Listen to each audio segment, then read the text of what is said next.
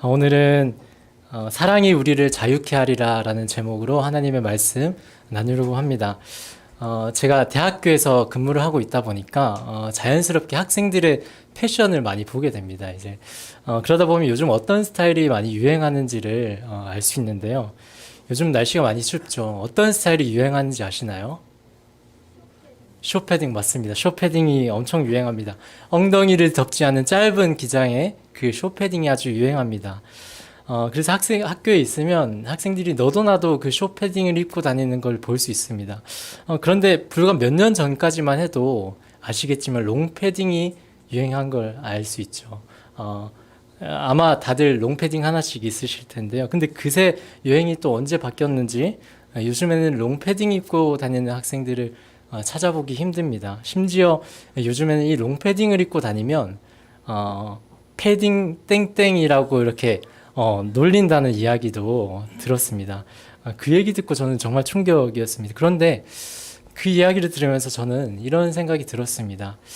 저 학생도 아마 몇 년 전에는 그 롱패딩을 입고 다녔을 텐데, 그 따뜻한 롱패딩이 있을 텐데, 아마 분명히 더 따뜻해서 입진 않을 테고, 그럼 저 학생은 정말 저 쇼패딩을 좋아해서 입는 걸까? 아니면 혹은 쇼패딩이 자기가 잘 어울린다고 생각해서 입는 걸까? 물론 그런 학생들도 있겠지만 많은 경우는 아마 남들 다 입으니까 유행에 뒤처지지 않기 위해서 입지 않을까 하는 생각이 들었습니다. 친구들이 혹은 사람들이 많이 입고 좋아하기 때문에 이 세대의 문화가 좋아하는 옷차림을 나도 좋아한다고 느끼는 것이죠. 제가 패션으로 가볍게 이렇게 예를 들었지만 다른 영역에서도 이렇게 우리가 확장해서 마찬가지의 질문이 들었습니다. 내가 원하고 추구한다고 생각했던 것들이 정말로 내가 원하고 바라는 것인가? 프랑스의 정신분석학자 아주 유명하신 자크 락강이라고 하는 사람은 많은 사람들과 상담을 하면서 인간의 욕망에 대해서 이렇게 정리합니다. 모든 욕망은 타자의 욕망이다라고요. 가만히 생각해보면 어쩌면 우리가 자라온 모든 세월이 그런 것 같습니다. 우리가 일상에서 경험하는 것으로 우리가 조금 더 예를 들어보겠습니다. 우리나라에는 생애 단계마다 정해진 미션이 있는 것처럼 보입니다. 10대에는 열심히 입시 준비를 해서 좋은 대학교에 진학하려고 합니다. 또 20, 30대에는 그럴듯한 직장에 내가 취업을 해서 안정을 잡아야 하고 또 좋은 사람 만나서 결혼하고 자녀를 낳아야 합니다. 이 사회가 또 많은 사람들이 원하는 그 욕구를 우리 역시도 알게 모르게 나도 원하면서 살아가고 있다라는 것이죠. 그래서 거기에 도달하지 못하면 혹은 시기가 늦어지면 괜히 불안한 마음이 드는 것이 사실입니다. 앞서 말씀드린 대로 말씀드리진 않았지만 이런 현상을 제가 비판하려고 말씀드리는 것은 아닙니다. 오히려 우리는 말씀드린 이런 욕구에서 정말 자유롭기가 무척이나 힘들다라는 것을 강조하고 싶습니다. 그것은 우리의 생존 본능이기 때문입니다. 상대방의 마음이 원하는 것 혹은 이 사회가 요구하는 것에 맞춰서 우리가 살아가지 않으면 우리는 이 사회에서 도태되거나 혹은 사람들에게 인정받거나 사랑받지 어렵다라는 그런 두려움이 우리 안에는 있습니다. 반대로 말하면 다른 사람에게 인정받고 사랑받아서 이 사회에 잘 소속되고 싶다는 이 욕구가 근본적으로는 우리 모두 안에 있기 때문에 자연스럽게 우리는 다른 사람의 욕망을 나의 욕구처럼 욕망하게 된다는 것이죠. 오늘 함께 읽은 이 말씀에도 비슷한 이야기가 등장합니다. 야곱의 첫째 아내 레아의 이야기입니다. 오늘 말씀을 보면 23절부터 35절까지 반복적으로 등장하는 표현이 있습니다. 32절을 보면 레아가 임신해서 아들을 낳고 이어서 33절, 34절, 35절 이 짧은 구절 안에 반복적으로 임신해서 아들을 낳았다라고 말합니다. 이 짧은 네 구절 안에 4명의 아이들을 레아는 가집니다. 그것도 모자라서 그 다음 장을 보면 레아는 라헬과 아기 낳는 것을 가지고 경쟁을 합니다. 심지어 자기들의 힘만으로는 부족하니까 여종을 통해서 아이를 가지면서 경쟁합니다. 어떻게 해서든 아이를 더 많이 낳으려고 애쓰고 있죠. 다르게 표현을 하면 레아의 욕망은 아이를 낳는 것이죠. 제가 서두에서 이야기했던 표현을 조금 빌리자면 정말 레아에게는 아이를 낳는 게 정말 레아가 원했던 것일까? 라는 의문이 듭니다. 당시 여성이 자녀를 낳지 못하면 하나님께 저주받은 것이라고 생각했습니다. 그래서 한 여성이 사회적으로 인정받기 위해서 유일한 방법이 바로 자녀를 갖는 것이었죠. 당시 사회가 원했던 것을 자신도 원한다고 느꼈던 것입니다. 그런데 이런 사회적인 인정보다 사실 레아가 더 간절히 원했던 것이 있습니다. 남편의 사랑이었습니다. 표면적으로는 레아가 아이를 낳는 것을 원했던 것처럼 보이지만 사실 그 밑바닥에 있던 레아가 정말로 간절히 원했던 욕구는 바로 남편에게 사랑받는 것이었습니다. 오늘 읽은 이 29장 말씀에 너무나도 분명하게 이 부분이 드러납니다. 사랑이라는 단어가 이 29장 안에만 해도 무려 6번 나옵니다. 먼저 31절을 보면 여호와께서 레아가 사랑받지 못함을 보시고 그의 태를 여셨다고 말합니다. 그 다음 절에서 첫째 아들 루벤을 낳고 뭐라고 하냐면 이제는 내 남편이 나를 사랑할 것이다 라고 이야기를 합니다. 아들을 낳으면 이제 남편이 나를 바라봐 주겠지. 남편에게 나는 사랑받을 수 있을 거야 라고 기도했습니다. 그런데 33절에서 다시 임신해서 아이들을 낳는데 낳고 나서도 남편에게 사랑받지 못했다고 이야기합니다. 그런데 거기서 그치지 않고 또 임신을 합니다. 셋째 아들을 낳고 레위라고 이름을 짓죠. 레위라고 하는 이름은 내 남편이 나와 연합할 것이다 라는 의미입니다. 연합할 것이다. 또 다른 성경 세번역 성경에서는 이제 남편도 별수 없이 나에게 단단히 매이겠지 라고 말합니다. 이제 아들을 내가 셋이나 낳았으니까 남편이 분명히 나를 사랑해 주겠지. 그렇게 기대한 겁니다. 그러나 이번에도 그녀의 희망은 물거품이 됩니다. 정말 서러웠을 겁니다. 혹시나 이 본문의 배경을 다들 아시겠지만 혹시나라도 모르시는 분들이 있으실까봐 간단하게 말씀을 드리면요. 야곱은 아버지를 속여서 자신의 형 에서인 척 장자의 축복을 가로채고 들통이 나죠. 그러고 나서 외삼촌 라반에게로 도망갑니다. 거기서 노동을 하는데 라반이 그 대가로 뭘 줄까라고 묻자 야곱이 바랬던 것은 단 한 가지였습니다. 라반의 두 딸 레아와 라헬 중에 저한테 라헬을 주십시오. 라헬과 결혼하게 해주십시오 라고 합니다. 그래서 라헬과 결혼하기 위해서 그 7년 동안 무일푼으로 노동합니다. 야곱이 레아를 얼마나 사랑했는지 라헬을 아내로 맞이하기 위해서 일했던 그 7년이 야곱에게는 며칠처럼 느껴졌다라고 기록하고 있습니다. 그렇게 7년간을 라헬만 바라보고 라헬과 결혼하기 위해서 열심히 일했는데 결혼식하고 첫날 밤을 보내고 일어나 보니 그 신부가 라헬이 아니라 레아였던 것이죠. 외삼촌에게 사기를 당합니다. 야곱의 입장에서 우리가 사실 이 성경 본문을 많이 보게 되는데 야곱 참 억울했겠다라는 마음이 들지만 반대로 레아의 이 시선에서 보면 레아처럼 참 서럽고 비참한 인생이 없습니다. 그렇게 어쨌든 야곱은 라헬까지 아내로 얻게 되는데요. 그런데 성경에서는 반복적으로 계속해서 야곱이 레아보다 라헬을 더 사랑했다라는 표현이 나옵니다.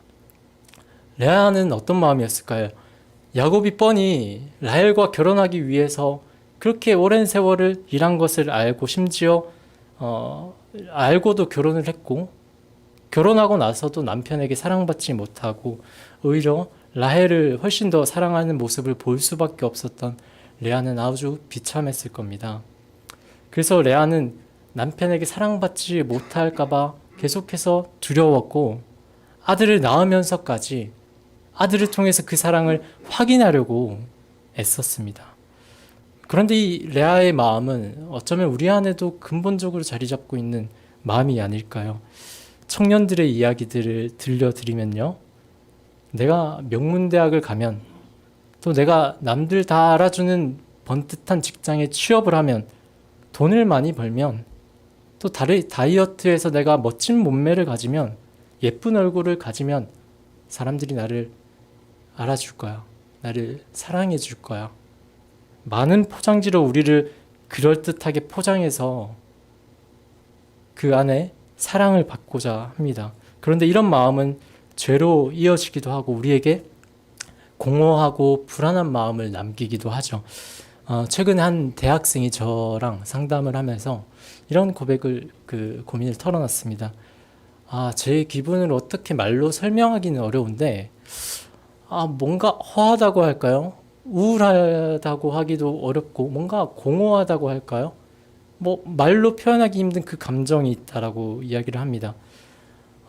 그런데 사실 그 친구의 삶을 보면 굉장히 성실하고 열심히 살았던 학생이었습니다. 지금은 학교에서 성적 장학금도 받고 올레이플 성적까지 받을 정도로 우수한 학생이고 열심히 사는 성실한 청년이었습니다. 그래서 어떤 부분이 그렇게 공허하게 만드는지 이야기를 좀 들어보니까 결국엔 자기가 내가 원한다고 생각했던 바라는 그 모습들을 성취했다라고 상상을 해봤는데 그게 그렇게 만족스럽지 않다라는 겁니다. 그리고 계속해서 물어본 끝에 결국 그 학생의 그 마음 안에 근본적으로 자리 잡은 마음은 사실 내가 원했다고 생각했던 이 모든 것들을 통해서 정말 이 친구가 원했던 것은 내가 사람들에게 인정을 받고 싶었고 사랑을 받고 싶었다라는 것을 알게 되었습니다. 제가 다 이야기할 수는 없지만 사실 많은 청년들이 이런 이야기들을 합니다. 이처럼 우리 마음 깊은 곳에는 누구에게나 인정받고 사랑받고 싶은 마음이 어느 정도 다들 있다라는 겁니다.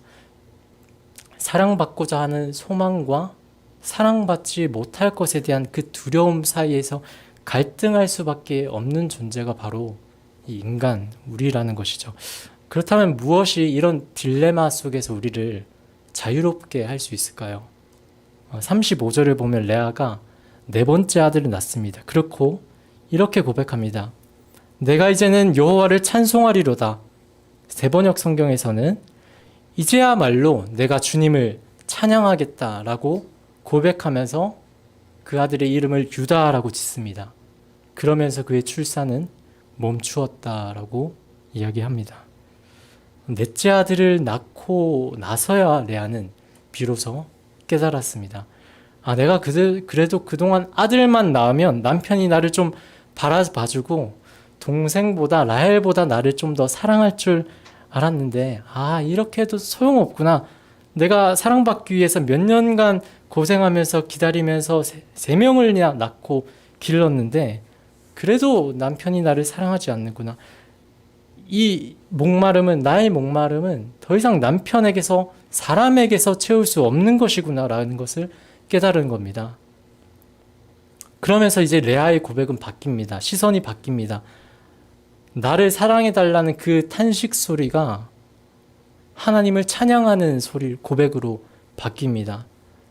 남편이 나를 사랑해주지 못한다고 생각했을 때, 나는 사랑받을 수 없는 존재라고 생각했을 때 여전히 하나님께서는 변함없이 나를 사랑하고 계셨고 지금 또 하나님은 사랑하고 계시는구나 라는 고백으로 하나님을 찬양했다는 것입니다. 그리고 그렇게 낳은 아들 유다를 통해서 예수 그리스도께서 탄생하십니다. 또 레위 지파 제사장 가문이 나옵니다. 그렇습니다. 우리는 누구나 사랑을 필요로 합니다. 우리를 그대로 변함없이 사랑하고 품어주는 대상이 필요하다라는 것이죠. 하지만 사람을 통해서 받는 이 사랑은 너무나도 한계가 있습니다. 그 사랑은 언제 바뀔지 모르는 사랑이고 끊어질 수도 모르는 사랑이기 때문입니다. 지금 누군가에게 사랑을 받고 있다 할지라도 그 사랑이 혹시나 변하진 않을까, 끊어지진 않을까 두렵습니다. 그리고 우리가 겪게 되는 이런 딜레마 속에서 벗어날 수 있는 유일한 방법은 우리를 변함없이, 우리를 어떤 모습에도 불구하고 사랑하는 존재를 우리가 만나고 경험할 때 여기서 자유롭게 될 줄 믿습니다. 바울은 오늘 우리가 두 번째로 읽은 로마서 말씀에서 그 변하지 않는 사랑, 우리를 자유롭게 만드는 사랑에 대해서 이야기합니다. 이 로마서는 바울이 로마에 있는 그 그리스도인들에게 한 번도 보지도 못했던 그 그리스도인들에게 쓴 편지였습니다. 당시 로마에서 예수님을 믿는다는 이유로 그리스도인들은 여러 박해와 핍박 속에서 신앙생활을 하고 있었고, 그래서 흔들리던 신앙이 있었습니다. 그래서 그들을 바로 격려하기 위해서, 그들을 복음으로 세우기 위해서 썼던 편지가 이 로마서입니다. 그런데 이 로마서는 가장 위험한 책이라고 불리기도 합니다. 로마서가 수많은 사람들의 인생을 바꿨고 역사를 바꿨기 때문입니다. 여러분 다들 들어보셨을 기독교의 정말 유명한 신학자들, 성 어거스틴, 마틴 루터, 종교개혁자죠. 또 존 웨슬리, 감리교의 창시자, 이런 사람들의 삶을 바꾸었고 또 그들을 이 시대를 개혁할 수 있도록 터닝 포인트가 되었던 말씀이 바로 이 로마서입니다. 그만큼 많은 사람을 강력하게 바꿀 수 있는 어떤 강한 메시지가 이 로마서 안에 있다는 것이죠. 그래서 어떤 사람은 이 성경이 반지라고 하면 로마서는 이 반지의 보석 같은 부분이라고 이야기하기도 하고, 그 중에서도 가장 반짝반짝 빛나는 부분이 바로 오늘 읽은 이 로마서 8장이라고 합니다.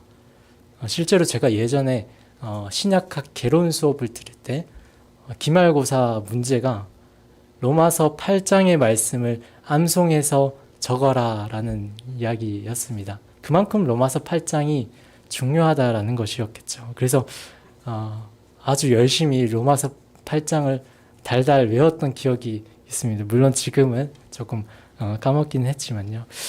그리고 특히 오늘 이 8장 31절에서 39절의 말씀은 로마서 5장에서 8장까지의 전체 주제를 요약하는 본문입니다. 그리고 오늘 우리가 함께 읽은 이 38절과 39절은 하나님의 사랑은 그 어떤 것으로도 끊을 수 없다라고 바울이 아주 확신에 찬 어조로 이야기하고 있습니다. 일반적으로 우리가 이제 보통 사랑을 떠올리면 이제 누군가 우리가 사랑을 받으려면 필요한 게 참 많은 것 같습니다. 이제 다르게 말하면 어떤 조건들이 갖추어 있지 않으면 사랑받기 참 힘들죠. 흔히 우리가 이제 사랑하면 떠올리게 되는, 저는 이제 연인 관계를 떠올리게 되는데요. 연인이 되는 것 자체가 일단은 굉장히 수고스럽습니다. 제가 TV 프로그램을 잘 많이 챙겨보는 편은 아닌데, 그래도 보는 것들 중에 하나가 이제 그 사랑, 이렇게 남녀가 나와서 이렇게 나는 솔로 아시나요? 나는 솔로, 이런 것들 보면 아주 이렇게 역동이 정말 다이나믹하고 재밌습니다. 그 나는 솔로라는 프로에서는 연인을 만나고 싶어하는 이제 20, 30대 이제 남녀가 여러 명이 나와서 한 일주일간 같이 지내면서 서로 알아가면서 이제 자신의 짝꿍을 찾아갑니다. 그런데 거길 보면 항상 느끼는 게요. 참 이렇게 누군가 한 사람의 마음을, 사랑을 얻는 게 이렇게 정말 어렵구나라는 걸 느낍니다. 다들 자기가 좋아하는 여성에게 마음을 얻기 위해서 치열하게 경쟁하고 자신의 장점을 어필하기 위해서 애씁니다. 자기소개 시간에 나는 어떤 직장을 다니고 어디에 난 서울에 집이 있다, 혹은 나는 이런 취미는 맞춰줄 수 있다, 성격적으로 어필을 하기도 합니다. 이렇게 누군가의 사랑을 처음 우리가 얻는 것은 그만큼 어려운 일이죠. 아마 멀리 이렇게 TV 프로그램을 찾지 않더라도 우리가 사랑을 시작했던 그 순간들을 생각하면 잘 아실 겁니다. 그런데 그렇게 사랑을 시작한다고 해서 끝이 아니죠. 어떤 면에서는 사랑을 시작하는 순간부터 오히려 더 큰 불안이 우리를 찾아옵니다. 이 사람이 지금은 나를 좋아한다고 하지만 갑자기 나를 싫다고 떠나가면 어떡하지? 나의 이런 단점이 드러나서 다른 사람한테 가면 어떡하지? 나랑 헤어지면 어떡하지? 실제로 제가 만나는 많은 내담자들이 이런 불안들을 호소합니다.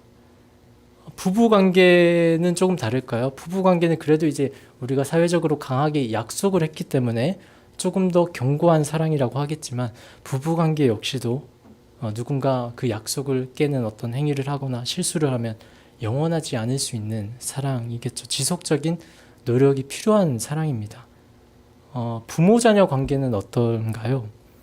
그래도 사람이 사람에게 할 수 있는 가장 강한 사랑의 유형이라고 하죠.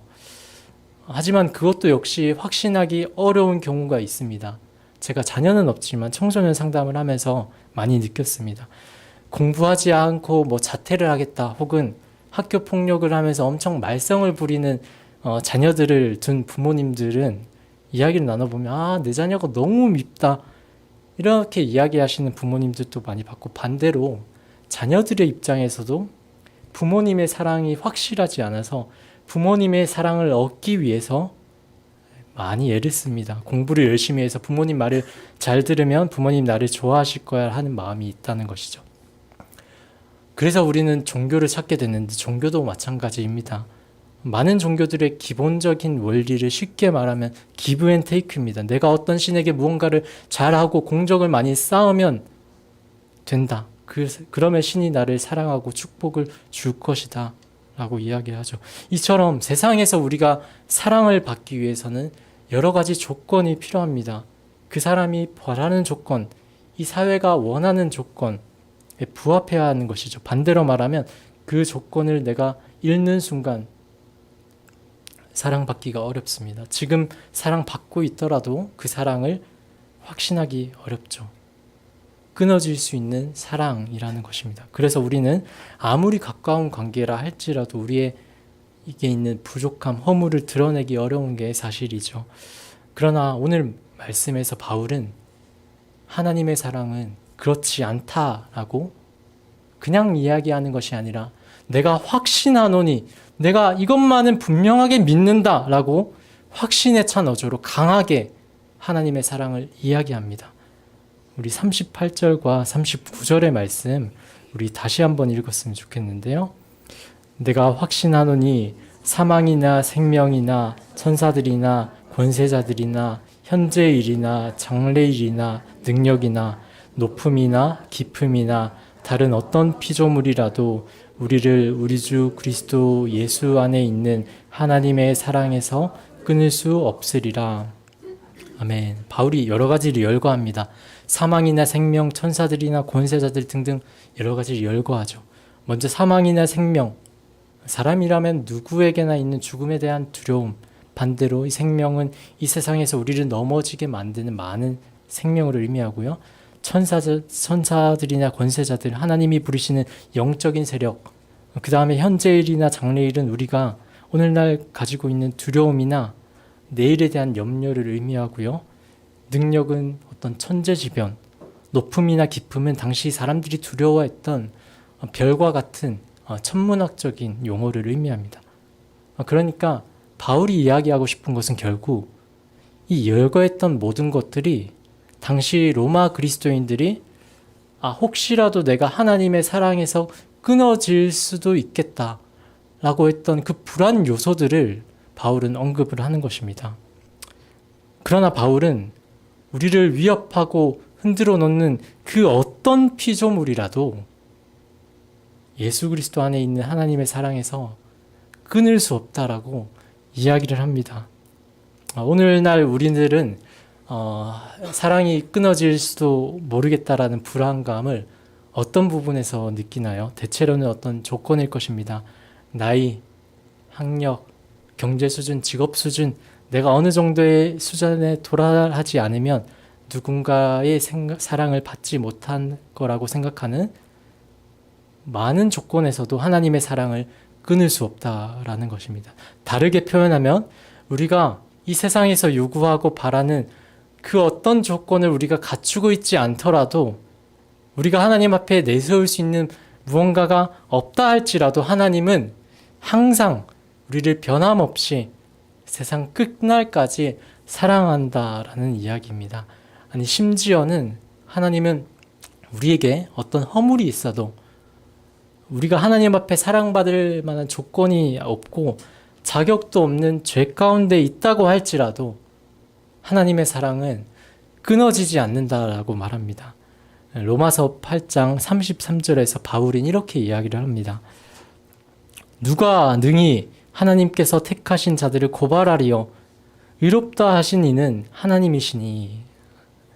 여기서 고발하리요라는 표현은 고소하다, 비난하다라는 뜻으로 사용됩니다. 누가 우리를 고소하고 비난하죠? 사단이 우리를 할 수도 있고요. 다른 사람들이 우리를 비난하기도 합니다. 때로는 우리를 가장 많이 비난하는 것은 우리 자신이기도 합니다. 과거의 어떤 실수 때문에 또 내 안에 어떤 연약함에 대해서 다른 누군가가 나를 비난하고 또 내가 나를 비난할지라도 하나님은 우리를 비난하지 않으시고 우리를 향해서 의롭다라고 이야기하셨다라는 것입니다. 하나님의 사랑은 우리에게 어떤 허물이 있어도 우리의 어떤 연약함, 잘못에도 불구하고 우리를 비난하지 않으시는 사랑입니다. 그 사랑으로 이 모든 것을 품으신 사랑입니다. 더럽고 꾸정물이 묻은 우리에게 의롭다고 예수님의 보혈로 깨끗하다고 이야기를 하십니다. 오히려 어떤 면에서는 우리가 연약할수록 우리가 죄를 지을수록 그분의 사랑은 더 커질 것입니다. 왜냐하면 우리가 우리에게 잘하는 사람을 사랑하는 것은 그리 어려운 일이 아니죠. 적은 노력으로도 사랑할 수 있습니다. 하지만 우리에게 큰 잘못을 저지른 사람을 사랑하는 것은 어렵기 때문입니다. 사랑하기 위해서 더 큰 사랑이 필요합니다. 그런 점에서 우리가 찬송가에서 고백한 가사처럼 내가 연약할수록 더욱 귀히 여기사 나를 바라보시고 사랑하시는 분이 하나님이신 줄 믿습니다. 우리의 모습 그대로, 오히려 연약함마저도 품어 안으시는 그분의 사랑 안에 거하는 저와 여러분이 되길 소망합니다. 이어서 그 바울의 표현을 보면 하나님의 사랑이 그 어떤 것으로도 끊을 수 없는 사랑이라고 말합니다. 여기서 표현을 한번 보면 끊지 않는 사랑이 아니라 끊을 수 없는 사랑이라고 말하는 것이죠. 끊지 않는 것과 끊을 수 없는 것은 분명히 다릅니다. 그러니까 하나님의 사랑은 우리가 어떤 실수를 하거나 사랑받을 만한 어떤 자격이 없다 할지라도 하나님이 의지적으로 그래도 품어야지, 사랑해야지, 끊지 말아야지 라고 하는 그 의지적인 사랑이 아니라 끊을 수 없는 사랑이라고 하는 것이죠. 어떻게 그 사랑이 끊을 수 없는 사랑일까요? 그것은 바로 하나님께서 차마 끊으실 수 없는 사랑하는 아들 예수님을 끊으셨기 때문입니다. 32절 말씀 제가 읽겠습니다. 자기 아들을 아끼지 아니하시고 우리 모든 사람을 위하여 내주시니가 어찌 그 아들과 함께 모든 것을 우리에게 주시지 아니하겠느냐. 하나님은 우리에게 사랑하는 아들을 아끼지 아니하시고 우리를 위해 내어주셨다고 말씀하십니다. 그런데 내어주실 뿐만 아니라 하나님께서는 그 아들을 버리셨습니다.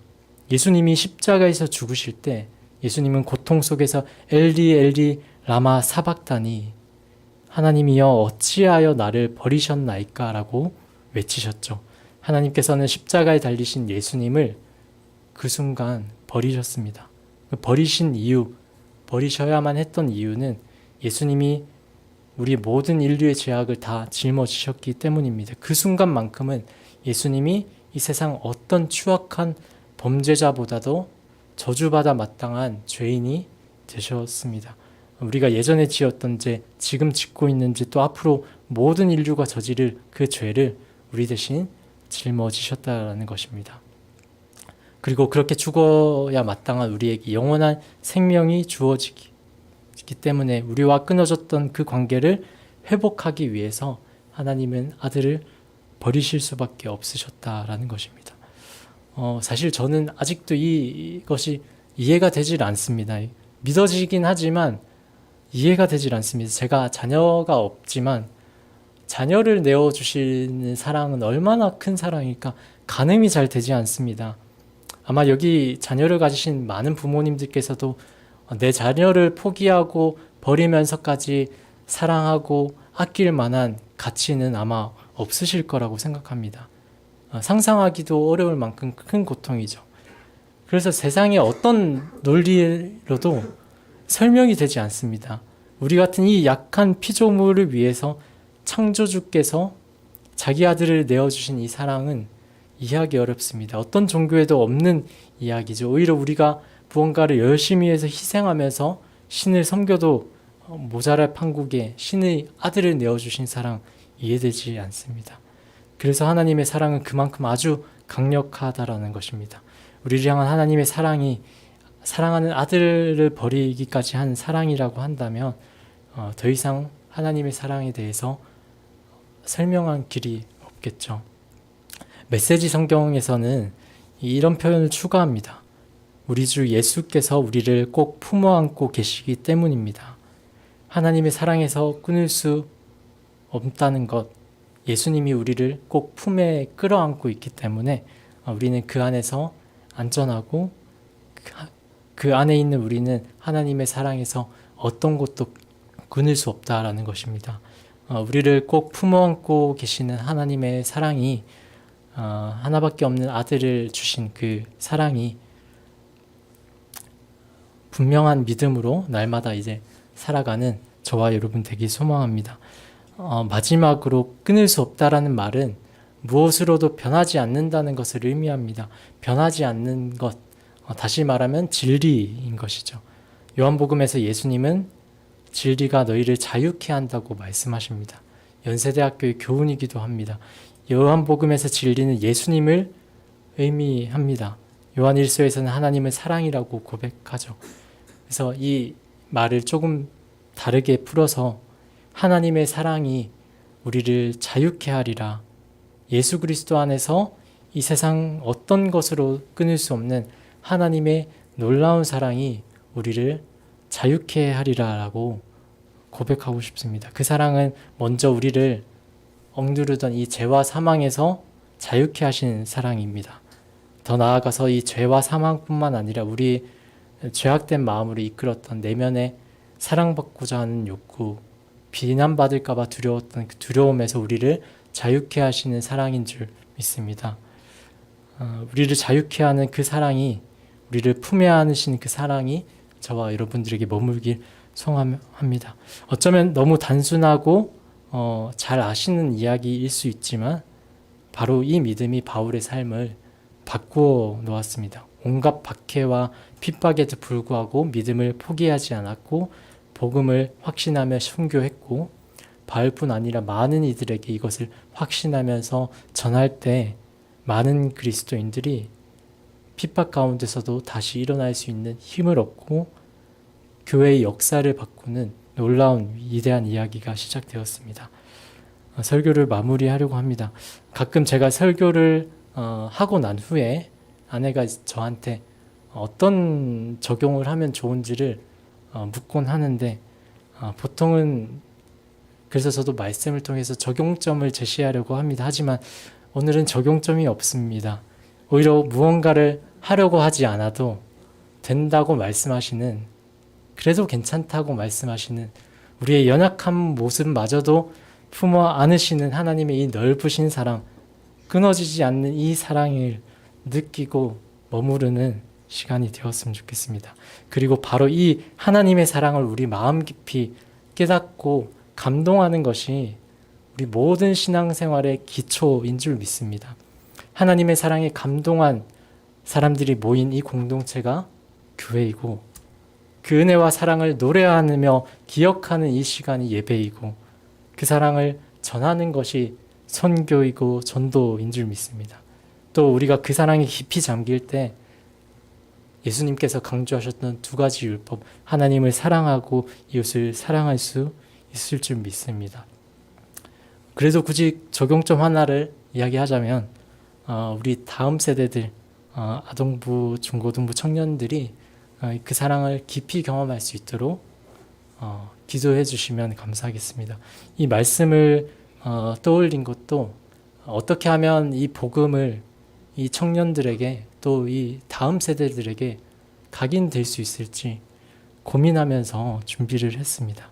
또 특히 이 우리의 삶의 모습을 통해서 아이들이 끊을 수 없는 이 하나님의 놀라운 사랑을 경험할 수 있도록 해주는 통로가 되는 우리 모든 광명교회가 되길 소망합니다. 기도하겠습니다. 하나님 아버지, 우리 마음 한켠에 있는 허전한 빈자리를 채우기 위해서 때로는 우리가 하나님의 말씀이 아니라 세상의 가치와 문화에 휩쓸려 살아갈 때가 많습니다. 이런 우리를 긍휼히 여겨주시고 우리 안에 있는 빈자리가 변하지 않는 하나님의 사랑에 대한 확신으로 가득 채워질 수 있도록 인도하여 주시옵소서. 독생자 예수 그리스도를 우리에게 보내시기까지 끝까지 사랑하신 하나님의 끊어지지 않는 사랑이 우리 마음 깊숙한 곳까지 믿어지고 그 사랑이 우리의 삶을 이끌어 가도록 성령 하나님 인도하여 주시옵소서. 또 우리가 하나님의 사랑을 드러내고 그 사랑으로 서로를 섬기는 아름다운 공동체, 하나님의 나라를 세워가는 우리 광명교회 될 수 있도록 인도하여 주시옵소서. 예수님의 이름으로 기도합니다. 아멘. 준비하신 예물 하나님께 드리겠습니다.